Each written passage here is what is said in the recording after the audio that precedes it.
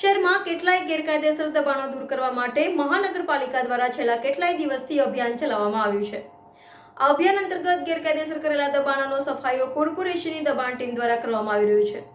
ત્યારે વડોદરા શહેરના ગોરવા વિસ્તારમાં આવેલા હાઉસિંગ બોર્ડમાં ગેરકાયદેસર કરવામાં આવેલ દુકાનોના દબાણો દૂર કરવા માટેની દબાણ શાખાની ટીમ પોલીસ બંદોબસ્ત સાથે ગોરવા વિસ્તારમાં પહોંચી હતી। દબાણ શાખાની તથા પોલીસ કાફલો પહોંચતાની સાથે જ લોકટોળા ઉમટી પડ્યા હતા।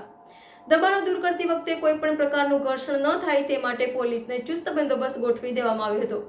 જો કે આ બનાવને પગલે સયાજીગંજના ધારાસભ્ય કેયુર રોકડિયા પણ આવી પહોંચ્યા હતા અને તેમની ઉપસ્થિતિમાં જ ગેરકાયદેસર દબાણો દૂર કરવામાં આવ્યા હતા।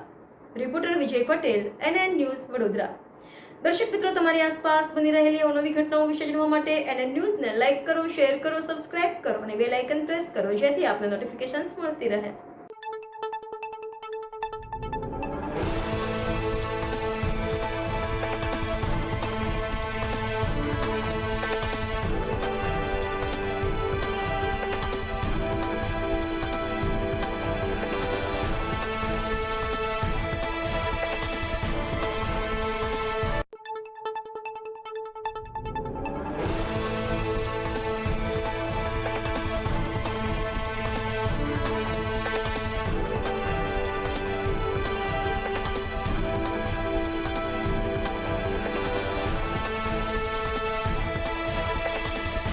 वडोदरा महानगरपालिका द्वारा इलेक्शन वोर्ड नंबर 8 जो जूनू हाउसिंग बोर्ड कही शकाय एनी अंदर आज दबाण शाखानी टीम आई और तोड़फोड़नी कामगीरी करवामां आवी।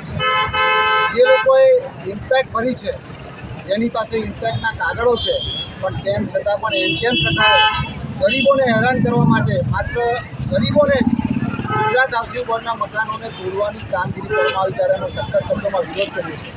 एक बाजू तमे रोजगारी नहीं आपी सकता, 2 करोड़ रोजगारी की बातों करीए छे, रोजगारी नहीं आपी सकता माटे गरीब और मध्यम वर्ग लोग पोताना घरनी बहार एक नानाकड़ी दुकान करता होय एने तोड़वानी जो तमारामां ताकत छे तो हूँ तमने बरोड़ा शहरनी अंदर अनेक प्रकारना आवा मालेकदार बिल्डरो द्वारा करेला गैरकायदेसर बांधकामनी हूँ तमने बांधकाम आपूँ एने तोड़वानी तमारामां ताकत नथी।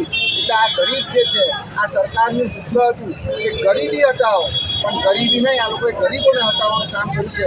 ત્યારે અમારે ખૂબ ખૂબ સાથે કહેવું પડે છે કે આ જનતા જાગશે ને એ જે અયોધ્યાવાળી થશે। સર, તમારો પરિચય આપજો।